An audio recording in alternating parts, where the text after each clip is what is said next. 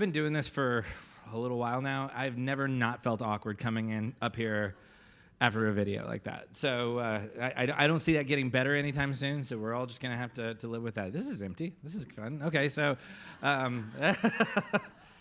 right. So there's y'all, and then there's y'all. Can I tell y'all a story that's not at all related to the sermon? It's just a story I'm going to tell you right now. I used to be a teaching pastor at a church where they did video services, but the videos were not live; they were pre-taped at the Saturday night service. And there was one Saturday night service where I was preaching, and someone's cell phone went off, and I made a joke about the fact that her cell phone went off during the sermon. Should not have done that.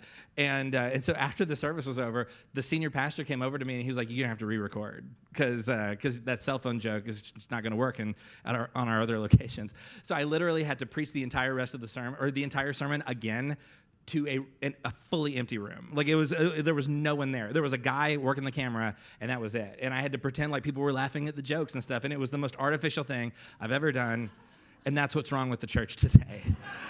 So. Anyway, so now we can start the sermon. That was not the sermon.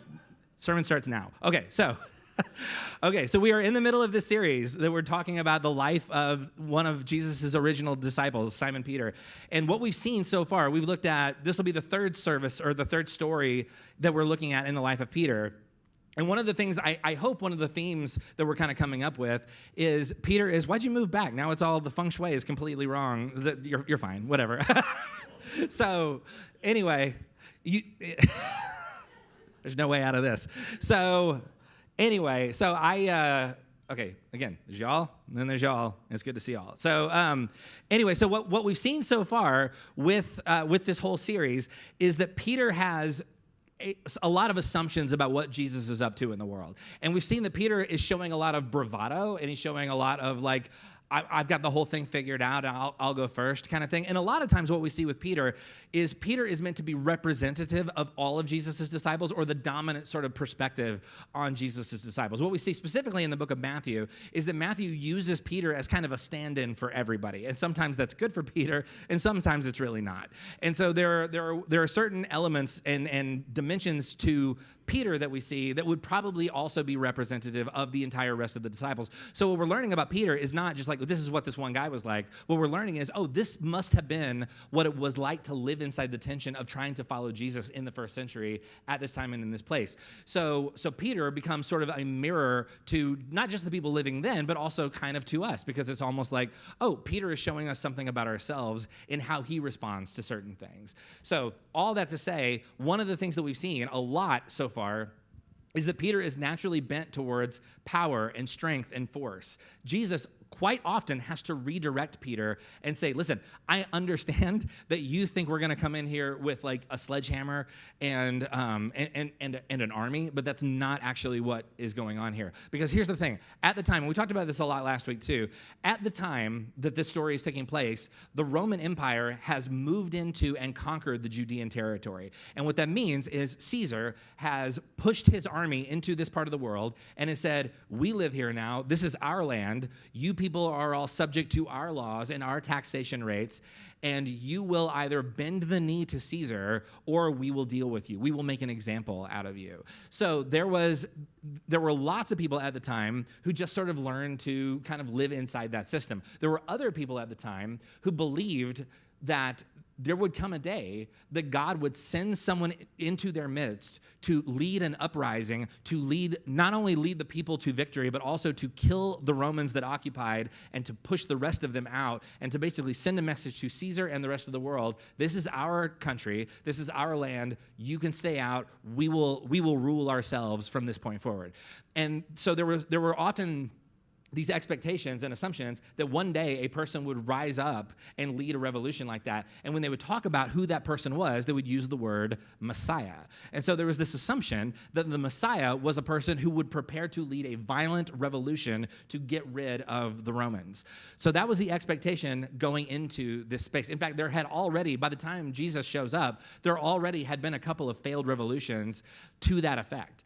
And so the assumption is not, will there or won't there be a revolution? The only question is, who will lead the revolution? And there are lots of people at this point who believe that that person is Jesus. And we saw last week that Peter fully believes that that person is Jesus. By the way, this is probably why Jesus tells his followers, don't tell anybody that I'm the Messiah. Because when everybody else hears that, they're not going to be like, oh, great, we can learn to live with a sense of peace in the world. No, they're going to show up with torches and pitchforks and be like, where do we start? You know what I mean? And so there is this assumption that violence is coming, but that the violence will be a purifying violence that will cleanse the land of the Roman Empire. Peter clearly fully subscribes to this worldview. So now knowing that, we're going to look at a series of stories leading up to a story that we've all probably heard a bunch if you grew up in church, all from the book of Matthew. So we're looking at Matthew chapter 26, and we're actually going to look at 3 different stories that all sort of inform each other. So in Matthew 26, beginning in verse 31, it says, Jesus told them, this very night you will all fall away on account of me. For it is written, I will strike the shepherd and the sheep of the flock will be scattered, which is a passage from the Hebrew Scriptures, what we call the Old Testament. And then Jesus says, but after I have risen, I will go ahead of you into Galilee. Peter replied, even if all fall away on account of you, I never will. Truly, I tell you, Jesus answered, this very night before the rooster crows, you will disown me 3 times. But Peter declared, even if I have to die with you, I will never disown you. And all the other disciples said the same. So we all know where the story is going. Like Matthew is like flashing lights. Like, okay, we all know. We are foreshadowing what's about to happen, and it's not pretty. So Jesus is saying, none of y'all, every one of y'all, by the end of this whole thing, is going to wonder if you're really even a part of it at all. And Peter says, no, I'm with you until the end, even if I have to die with you. And Jesus says, not so fast, Peter. Let's not assume that what you're saying is true. So now notice, one of the things Peter says is, even if I have to die with you. Because for Peter, it seems as if weakness and a lack of loyalty are 2 of the greatest flaws you can possibly have. Again, we've seen this already. Last week in the service where we talked about, when Jesus talked about how he said, I'm going to go and I'm going to be arrested and I'm going to be killed. And Peter says, absolutely not. This is not, and again, we talked about this last week. That was not Peter having a like, oh no, not my friend kind of moment. Peter saying, no, this is not a revolution where you lose. This is a revolution where we win. And Jesus has to tell Peter, like, look, you are mistaken about the kind of story we are in. And also with the jumping out of the boat that we talked about 2 weeks ago, one of the things, like Peter confronts the thing that everybody is most afraid of at the time, which is being in the water during a storm. And so Peter is fully willing to do that. So courage is not Peter's problem, clearly, according to the writers of these stories. For Peter, it seems as if weakness and lack of loyalty are the thing that he wants to be the least. Now, a few verses later, Jesus is about to be arrested. So look at verse 47. It says, while he was still speaking, Judas, one of the 12, arrived. With him, a large crowd armed with swords and clubs, sent from the chief priests and the elders of the people. Now, the betrayer had arranged a signal with them. The one I kiss is the man. Arrest him. Going at once to Jesus, Judas said, greetings, Rabbi, and kissed him. Jesus replied, do what you came for, friend. Then the men stepped forward, seized Jesus, and arrested him. With that, one of Jesus' companions, and we learn from one of the other gospel stories that this is Peter, one of Jesus' companions reached for his sword, drew it out, and struck the servant of the high priest, cutting off his ear. Put the sword back in its place, Jesus said to him, for all who draw the sword will die by the sword, which, by the way, is a warning. Is Jesus saying we do not, in this movement, we are not the kinds of people who draw the sword and die by the sword. We will choose a different path. Then in verse 53, Jesus says, do you think I cannot call on my Father, and he will at once put at my disposal more than 12 legions of angels? But how then would the scriptures be fulfilled that say it must happen this way? So Jesus is saying, look, if it's power you want, I have access to power. But this whole thing is not about grabbing for power. The whole thing is not about conquest and strength. The whole thing is about something else. And so Jesus allows himself to be arrested. Now, in this story, does Peter seem afraid of being arrested or dying? He does not. Peter draws his sword and just starts swinging it wildly, nicking people in whatever body part he can get access to. And so clearly the issue here is not Peter's really scared. When it comes down to it, Peter will buckle under pressure. No. Peter's the guy who jumps out of the boat in the middle of a storm. Peter's the guy who draws the sword and just starts swinging wildly, hoping he'll hit something. So Peter's issue is not, I'm scared and I don't want to do this anymore. Peter clearly does not have a courage problem. But in spite of that, in the next story, which, by the way, Matthew is telling all of these stories in order, he is not being accidental with how he organizes these stories. Matthew is being really intentional with how he sets all this stuff up. So just a few verses later, in the same chapter in Matthew, in verse 69, we see this story, which feels like it's flying in the face of the story we just saw. So in verse 69, it says, "Now, Peter was sitting out in the courtyard, and a servant girl came to him. 'You also were with Jesus of Galilee,' she said, but he denied it before them all. 'I don't know what you're talking about,' he said. Then he went out to the gateway, where another servant girl saw him and said to the people there, 'This fellow was with Jesus of Nazareth.' He denied it again with an oath, 'I don't know the man.' After a little while, those standing there went up to Peter and said, 'Surely you are one of them. Your accent gives you away.' Then he began to call down curses, and he swore to them, 'I don't know the man.' Immediately, a rooster crowed. Then Peter remembered the word Jesus had spoken, 'Before the rooster crows, you will disown me 3 times.' And he went outside and wept bitterly." What is going on here? Now, if you were raised like me, if you grew up in certain church contexts, if you grew up going to False Creek, let's say, for example, if you spent lots of time being shown this story, you probably heard lots of different versions of the story that all kind of came down to Peter was a coward, right? And so Peter clearly has no nerve. Peter does not have the courage that it takes to be a follower of Jesus. Otherwise, he wouldn't have done this. He wouldn't be denying him out of fear. Now, the problem with that conclusion is this does not seem consistent with who Peter has shown himself to be in every other story up to this point. Again, getting out of the boat, slicing off the ear, like lots of moments that Peter has to say, like, you know what? I'm going to take a step back and I'm going to just see what happens. No, Peter is always the first one to go.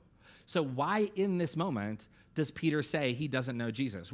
And again, the assumption has always been, well, Peter's scared. He doesn't want to be arrested, and he doesn't want to be killed, just like Jesus, and that's the end of the story. Now, I'm going to go ahead and warn you, I'm going to really mess with our previous understanding of how we think about this story, because that's been the previous assumption. I'm going to argue that the story is actually telling us something else. So, again, this story was always presented to me as this is Peter's very worst moment. Not when Jesus calls him Satan, but this part, where Peter denies knowing Jesus when clearly we know that he does. So, and again, like if you grew up going to, like, I'll give you an example. I grew up going to church youth camps, and then I was a youth pastor for several years, and so I was taking groups of kids to youth camps. And so I spent a good chunk of my life spending a full week watching teenagers get slowly like sleep deprived and oversugared with like snow cones and stuff. And then, and also there's like a lot of emotional stuff going on because when you're sleep deprived and they're piping in really like serious sounding music, it's very easy to make people pretty much feel however you want them to feel, honestly, if they're just in the right headspace. And so you get these kids in a specific like place mentally, and then on the last night, it's always the last night, there would usually be a message by the guy who's been doing the preaching all week, and the message would sound something along the lines of, we're going to look at this story about Peter. Peter denies Jesus. Now, what we don't want is for all of you kids to go back to school and deny Jesus like Peter did. And so what we're going to want you to do on your first day of school, here's the challenge. We want you to wear your camp t-shirt. And we want you to wear your What Would Jesus Do bracelet. And we want you to have all of the things on you so that everyone who sees you will say, who is this Jesus? And then you will have to answer. Because if you grew up in Oklahoma, no one's ever heard of Jesus before. So it becomes sort of like this, now go and be courageous. Don't be like Peter. Don't be a coward. Be bold. Don't deny. And so it became about like, basically it was, listen, if you're not annoying people, you're doing it wrong. It became sort of like the kind of the non-spoken assumption of the whole thing. But here's the problem with that. Again, this is not, I would argue, this is not because like Peter all of a sudden like stopped being a like courageous person. I would argue something else is going on instead. This is not about him not wanting to talk about Jesus because he's scared. So let's take another look. First of all, Peter's been showing a lot of strength all the way through this, right? Like again, we've already seen several examples of Peter's bravado and his kind of like bull in a china shop way of dealing with the world. So what's going on here, though, I would argue, Peter's worldview has collapsed. Because again, if you've spent 3 years following somebody and you believe, I am in this because this guy is going to push out the Roman Empire and we're going to do it forcefully and we're going to win, and by the end of it, there's going to be a lot of blood that will have spilled, but we will have conquered. We will have gotten our country back by force. And so there is this assumption that Peter has that not only will Jesus end up like at the top of the heap, but also everybody who's connected with Jesus will have a pretty sweet deal too, because they'll be the closest to the center of the power. So the assumption here is we are going to throw Rome out of here. Jesus will end up on top, and me being as close to Jesus as I am, I'm going to have a pretty good, powerful position. But now, Peter just witnessed Jesus letting himself be arrested. And now, all of a sudden, all the things that Peter thought he knew about Jesus, and it's not like Jesus kept this a secret. Over and over and over again, Peter would make these assumptions, and Jesus would have to come along and correct him and say, like, look, this is not actually the story. You need to kind of get on board with the possibility that we're not doing the thing you think we're doing. And Peter would just not hear it. And so all of a sudden, Jesus allows himself to be arrested. He tells Peter, put away your sword. And Peter's saying, well, then if I'm putting away my sword, what am I even doing?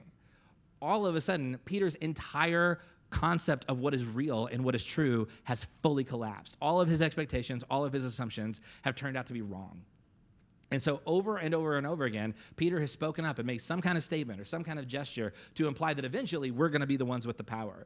And no matter how many times Jesus tries to redirect him, Peter can't hear it until he actually has to see Jesus allow himself to be arrested. And Jesus even says, like, if I wanted to not be arrested, I could not be arrested. I'm choosing to be arrested. And so all of a sudden, Peter's world doesn't make sense anymore. This whole time, Peter has thought he understood what Jesus was doing, even though Jesus kept trying to tell him otherwise. But now he has to deal with the fact that Jesus actually did mean it when he said he was going to allow himself to be arrested and killed. What if here, this is Peter's dark night of the soul? What if it's not, I'm scared and I don't want to be arrested? What if Peter is being confronted with the question, is it possible that everything I always thought was never really true at all? Peter is having to truly deal with, I have had all of these beliefs and all of these assumptions, and I have been willing to die, and I have been willing to kill for these assumptions. And as it turns out, all of them were wrong.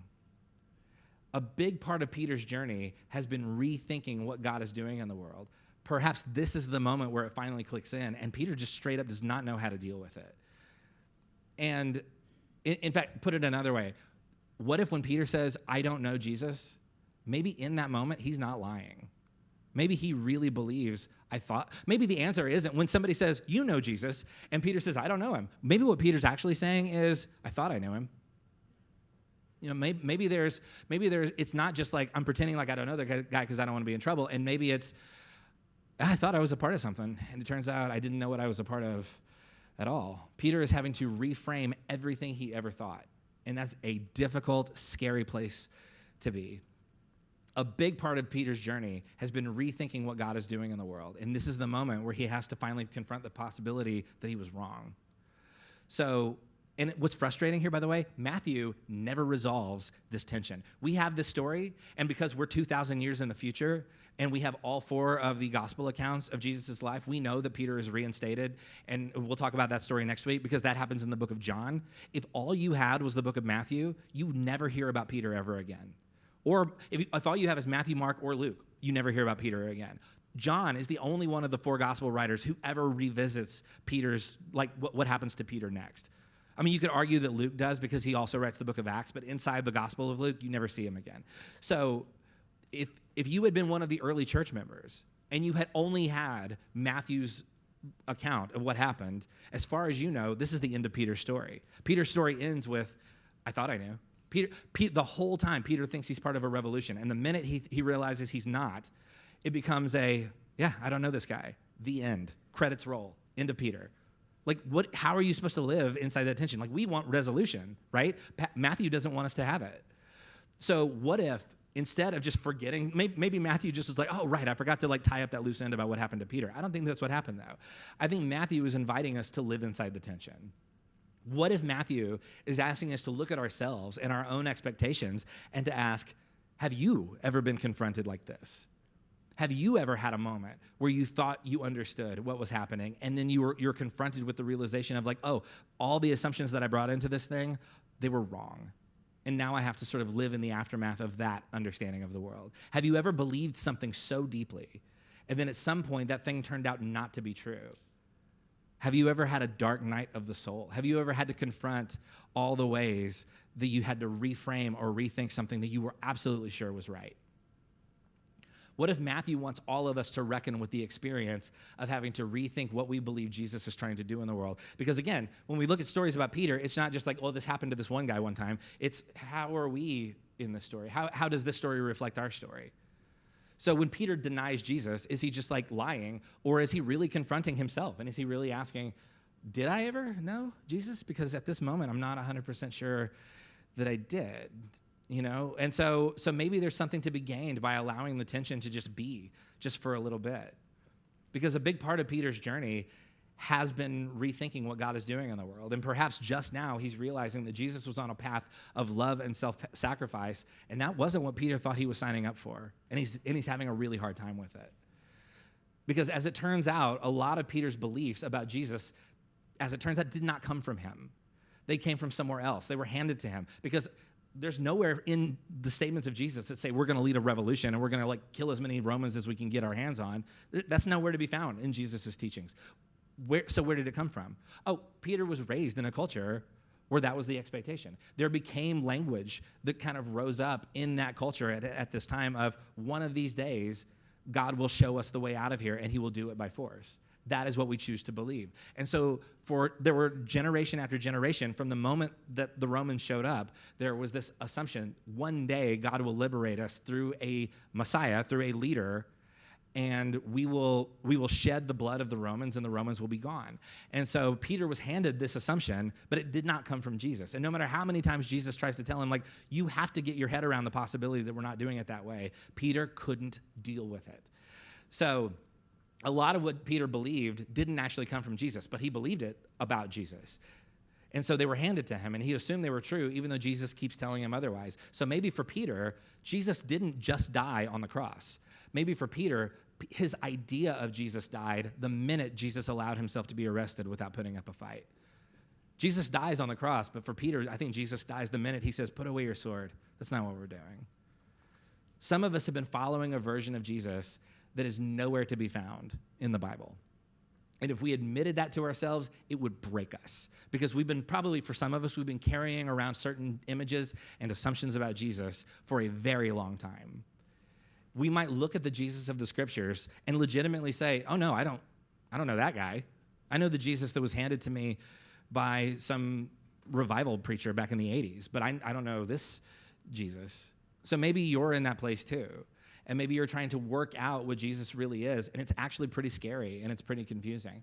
About 11 years ago, in the late summer of 2013, I remember I went through, and I remember it so clearly, that's how I can tell the date, is just that I went through a full-blown deconstruction period, and it was very scary. And I'll go ahead and I was on staff at a really big church, the same church where I had to do the sermon to no one. I was on staff at a really big church, and that was my livelihood. And we had 2 small kids, and there was the question of, and so I started by asking one question. I had a question that I started asking myself, not even to anybody that I knew, just sort of I wonder what's going on with that. And then I began to sort of kind of unspool that thread, which led to a dozen other questions, which led to, oh my gosh, where did I get all the things that I think? Where did all these assumptions and beliefs even come from?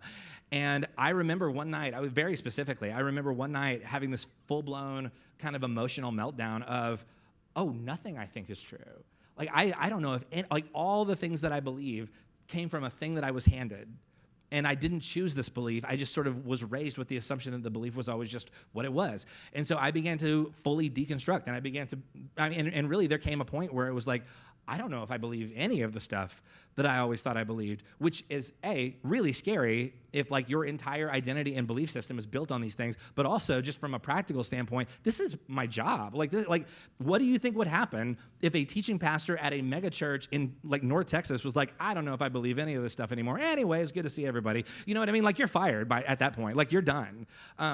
So there was this existential sort of I don't know if anything I believe is true anymore, but there's also the fear of I'm going to lose my job if word gets out that I think this way. But then there was also the thing of, if I start telling people what I think, what what if my deconstruction and now like complete like unspooling of my faith, what if it's contagious? And what if I start telling other people about it and they start to collapse, and then all of a sudden like nobody believes anything because I told somebody that I don't know what I believe. You know what I mean? And so there was this really like deep, like multi-level, scary kind of thing that all started with just like, I wonder what I think about this. You know, like the whole thing kind of unspooled really quickly. And what I had to do, and not long after that, I did end up having to leave that church, but that's a whole other story. But anyway, find me after, I'll tell you the whole story. But so I did end up having to leave that church, which turned out to be a really good thing because I had to sort of rebuild, like, oh, here's why I think what I think. And so I did literally have to sort of like go back through and think about everything that I always thought I knew and put it kind of back together again. And it turned out not to look a lot like what I had assumed it would. The best metaphor I could come up with, and I got this from the therapist I was seeing at the time, but I imagine you've got a room, and the room is filled with furniture.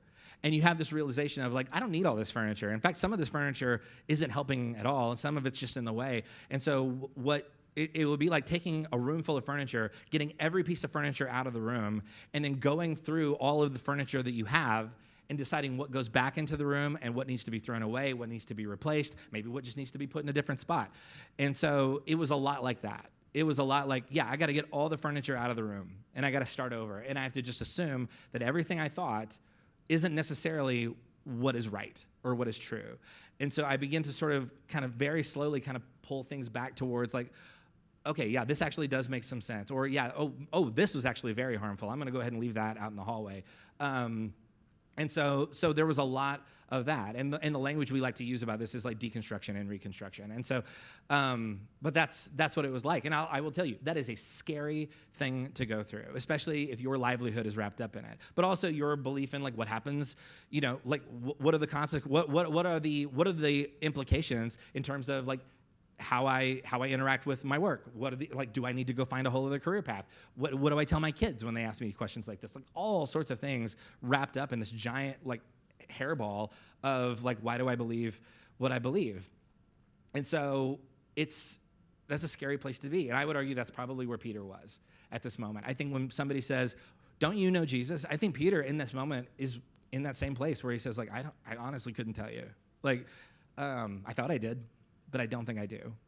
And so I had to reckon when I was going through that, I had to reckon with the likelihood that I had previously held theological beliefs that might actually have done some damage. In fact, I had to kind of go back through and think through who had grown up in a youth ministry that I had led and begin really asking, did I ever give this person advice or counsel or insight that now looking back, realizing like, oh, that actually might have done harm. And so there were a couple of people that I legit had to like reach back out to and say, hey, look, when you were in the 10th grade, you came and asked me this question, and I think I didn't give you great, helpful advice, and I'm really sorry. And so there were a couple of really hard conversations I had to have with people who at that point were in their mid-20s. And so it was just one of those things. Like part of my deconstruction was having to reckon with like, did I do harm when I was in that position, when I held those beliefs? And it's possible that Peter's having to deal with that as well. Like, what are the implications of somebody who pulls out the sword and just starts to swing? And so, so anyway, yeah, I had to really examine and dissect all of the assumptions I had about the things that Jesus really cares about. And Peter just saw Jesus allowing himself to be arrested. So he's trying to figure out how to live in a world that doesn't make sense anymore. He's trying to relearn all the things that he thought he knew for sure. So maybe you're in that place too. And maybe you're needing to come to terms with the difference between the version of Jesus that you've been handed and the Jesus who actually shows up in the Bible. And there are lots of different versions of this, perhaps depending on where you came from, or like, you know, the books that you've read or the churches that you grew up in. So just a couple of examples, but maybe you have a version of Jesus that you carry around with you that maybe needs to die. And I'll give you some examples, and I'm going to go ahead and set this up just with the realization that if you don't like it, that's okay. I have another job. I'm fine. But there are certain versions of Jesus that I think we've gotten very used to that a lot of us never really ask questions about, like what I would maybe call patriotic Jesus. So if you have an image of a Jesus who like wears an American flag bathrobe and shows up at political conventions, and you know what I mean? And his favorite song is the Star Spangled Banner. Like we've created this image of Jesus. It's like hyper, like pro-America patriotic. And that's not to say like don't be patriotic, and that's not to say that there isn't a certain amount of entanglement between faith and government that was started when this whole thing got going. But there's also the thing of like, yeah, that's actually done some really big damage. First of all, nowhere in the scriptures do we find Jesus taking a pro-America stance, possibly because America wouldn't exist for another 1,700 years. But there's not a lot of like pro-America rhetoric to be found in the scriptures.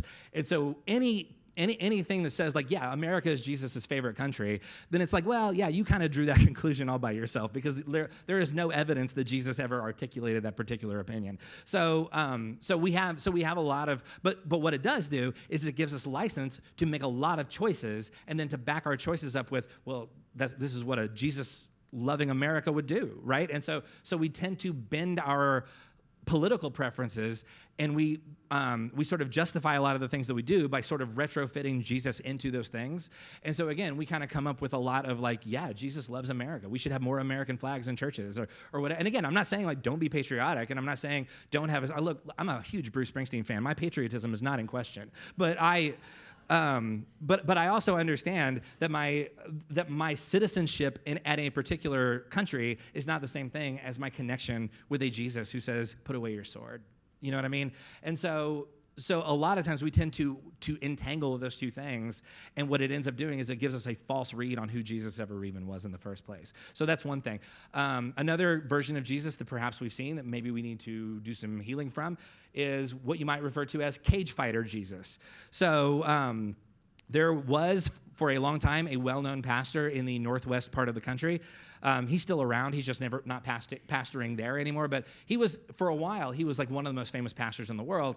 And his whole thing was like, Jesus is the most masculine like image that you can picture. And I remember like there were lots of sermons that this guy preached, a lot of books about like basically about trying to like beef up Jesus into being like a pro wrestler or something. And so, but I remember there was one quote that this guy gave that just, for whatever reason, just really annoyed me. But he said in a sermon, he said, "I could never worship a guy that I could beat up." And in my mind, I thought, like, why is that a thing you're thinking about? You know what I mean? Like, why is that your criteria? But that was a thing that he said in a sermon. And he says, a lot of people have an image of Jesus as like really wimpy and weak, but my Jesus isn't like that. My Jesus is a cage fighter with a tattoo of a snake down his neck and a torch in his hand or something like that. And I'm like, I've spent some time in this world, and I don't know that I've ever seen that particular version of Jesus that you've just painted for us all. But he created that, or he articulated that, and lots of people fully embraced it. And I knew lots of pastors who fully followed this guy and were like way in on this whole thing. Here's the problem with that, though, is Jesus, when somebody who follows him pulls out a sword and starts swinging, he doesn't say like, yeah, get him. He says, put away your sword. Like, that kind of does mess with your image of the cage fighter Jesus, does it not? So it's the cage fighter Jesus image is not a thing that we find in the scriptures. It's a thing that was handed to us by somebody. And maybe that version needs to die. And I would argue that's probably where Peter is in this particular story. Another version, perhaps, that you've been handed is what you might call transactional Jesus or prosperity gospel Jesus, which is basically a way of saying, if you want to have a good, easy, profitable life, then you will have more faith and you'll give more of your money.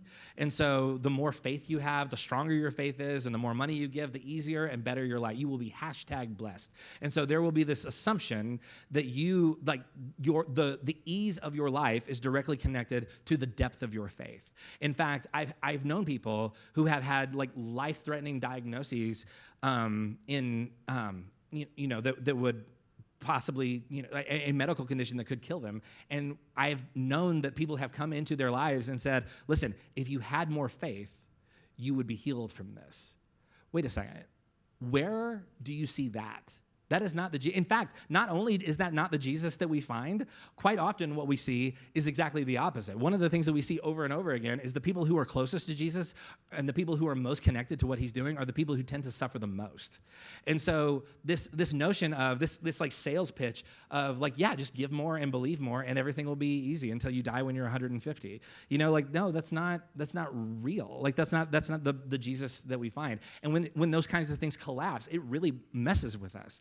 Like when somebody believes that and they suffer in some sort of way, all of a sudden the whole thing kind of implodes. They have to come to a moment of, oh, maybe I didn't know Jesus after all. So Peter has to experience his own kind of death in a certain way. He has to deal with the death of his expectations of Jesus, but he also has to deal with the death of himself, or the image of himself that he had. I always thought I was a part of this, but it turns out I'm not. And so there's a certain amount of grieving has to take place. So maybe to truly identify with Peter in this story, which I think we should, or at least attempt to, we have to be confronted with our own images of God and ourselves. What kind of story do I really believe I'm in? And a lot of times we've been given this notion that things like struggle and doubt and asking questions and having to confront our assumptions, like that's always been sort of pitched to us as a bad thing. I would argue it's not a bad thing at all. In fact, one of the things, sometimes we have to do that. If Peter believes, I can't question what I believe, I can't doubt the things that I assume, otherwise it shows weakness. Well, if that happens, what if you have an image of Jesus that actually does need to be questioned and confronted? What if your image of Jesus actually is harmful? And so one of the things that I would argue shows growth is the willingness to doubt and to ask questions and to begin to confront all the ways that we thought we knew that aren't really true. In fact, this goes way, way back, way before Peter. We see doubt and asking questions and wrestling like presented as actually something to be not like celebrated, and it's something that's been put at the front of the conversation. Look at Genesis 32. This is way, way before Jesus and Peter have these interactions. So in Genesis 32, you have this guy named Jacob, and Jacob's in an odd place because Jacob is having his own dark night of the soul. His brother has been trying to kill him. He's been on the run for a long time, and now he has stopped, and he has stopped for the night, and all of a sudden, a very odd encounter occurs. So in Genesis 32, verse 24, it says, "So Jacob was left alone, and a man wrestled with him until daybreak," which, okay, like that's an odd transition, but there we go. So, and then in verse 25, it says, "When the man saw that he could not overpower him, he touched the socket of Jacob's hip so that his hip was wrenched, and he wrestled with the man. And then the man said, 'Let me go, for it is daybreak.' But Jacob replied, 'I will not let you go unless you bless me.'" You know what it's like when you're like attacked by a stranger in the night, and then you're like, not until you bless me. And like it's not a totally relatable situation, but that's where Jacob finds himself. So the man asks, "What is your name?" "Jacob," he answered. Then the man said, "Your name will no longer be Jacob, but Israel, because you have struggled with God and with humans and have overcome." Now, this word Israel is super interesting. If you're holding a physical Bible, you might see that there's a footnote next to the word Israel. And if you look down, it'll tell you what Israel actually means. Does Israel mean rock solid faith? It does not. Does it mean these people will die and kill for the cause? No, it does not. What does Israel mean? Israel literally means struggles with God.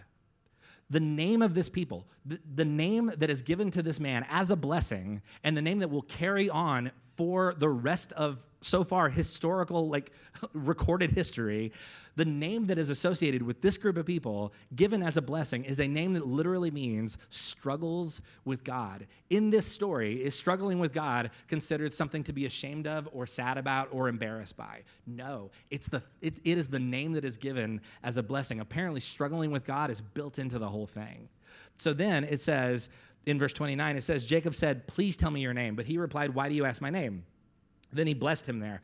So Jacob called the place Peniel, saying, 'It is because I saw God face to face, and yet my life was spared.' The sun rose above him, and he passed Peniel, and he was limping because of his hip." So Jacob has an encounter with God. He wrestles with God. He's given a name that celebrates the fact that he did wrestle with God, and then he walks away limping. Because when you wrestle and you ask questions, it changes you. Sometimes it leaves you limping for a little while. So I would say that this story is a way of saying, listen, give yourself permission to wrestle with your notions of God and your notions of yourself. Give yourself permission to really look in the mirror and to really confront, why is it that I think this? Was this just handed to me? Or do I really believe these things. Give yourself permission to ask questions.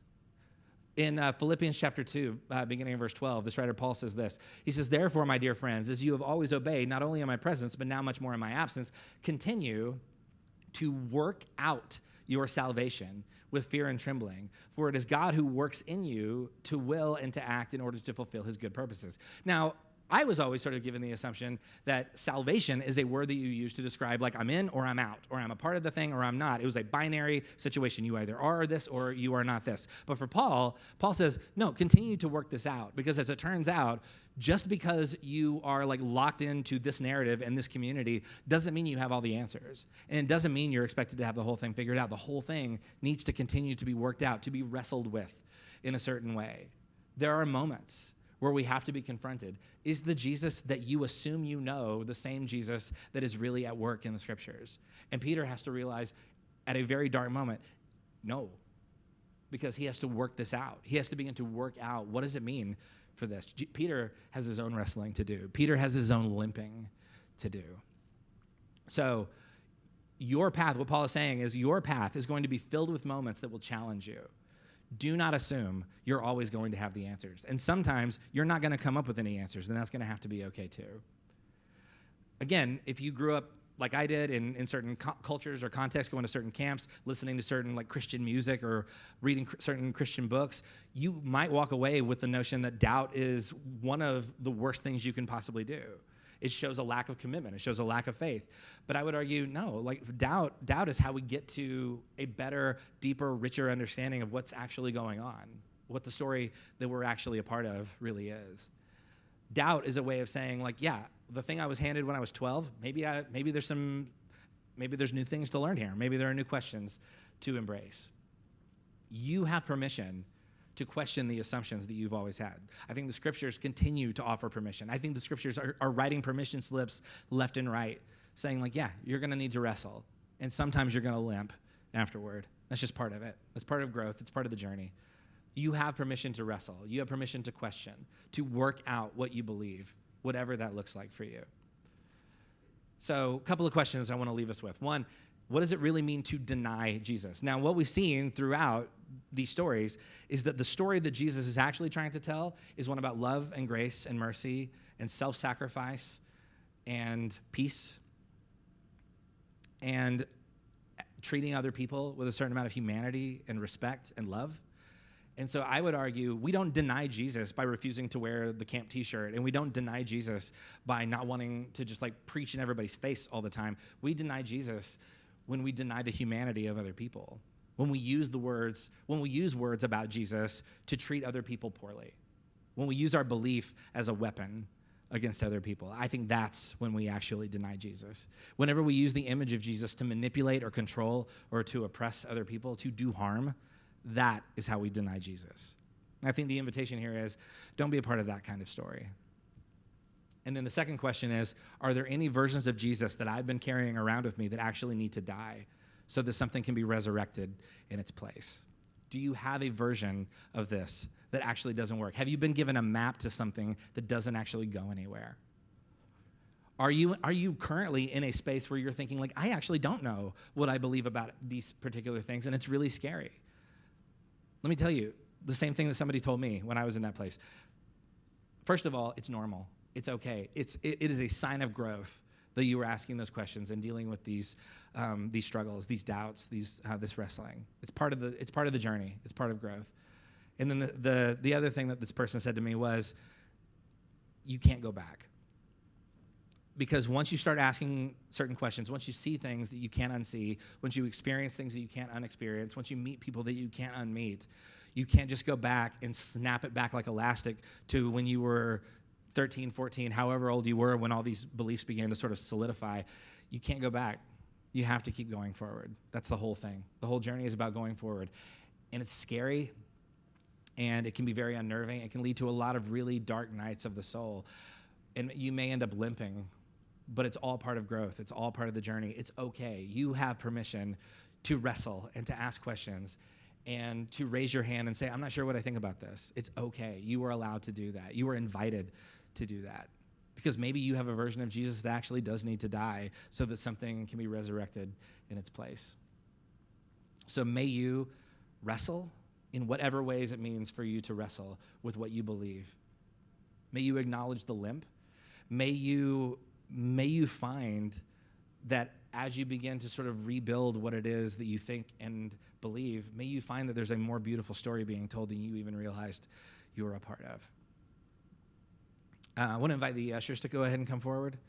We're going to take communion. And communion, it's this beautiful, it's a perfect symbol of what we're talking about, because communion is Jesus. This is the only time, by the way, that Jesus says, do this so that you will remember me. How does Jesus say that when he does something like forceful and like grandstanding? No, Jesus says, listen, I'm going to give you a picture, and the picture is me breaking myself open and pouring myself out so that there can be something better in the world. And so Jesus says, when you do this, that's when I want you to think of me. That's when I want you to remember me. So in a minute, we're going to take communion, and in the symbol of communion, the body broken and the blood poured out is this reminder of the kind of story we're actually a part of. So any version of the story that involves force or coercion or violence, any version of the story that calls us to treat people with less respect and humanity is not the story that Jesus is telling. This is a story in which Jesus says, listen, when you remember me, I want you to remember a body broken and blood poured out. I want you to remember that the whole thing is bent towards grace and peace and love and mercy and self-sacrifice. So if you have one of our communion kits, go ahead and peel off that top layer, and there's a little wafer inside, and this is meant to represent the body of Christ. So this is the body of Christ broken for you. Do this in remembrance of me. Take and eat, church. And then if you would peel back the next plastic layer, there's some grape juice in there. And this is meant to represent the blood of Christ poured out for you. So take and drink, all of you. Do this in remembrance of me, is what Jesus says to each of us. So as we take this body broken and blood poured out, may we remember the kind of story that we're actually a part of. And if you are in a moment where you are wrestling or struggling or dealing with reconstruction of any or deconstruction of any sort, if you are experiencing a series of dark nights of the soul, first of all, you are not alone. This is a thing that lots of us go through. It's very normal. It is a part of growth. It's part of the story. But also, please know you can't go back. We have to keep moving forward. We have to keep asking the next question, and to keep asking, what does it look like for me to be a part of a better story? So may you find that it's okay to wrestle. May you embrace limping for a little while.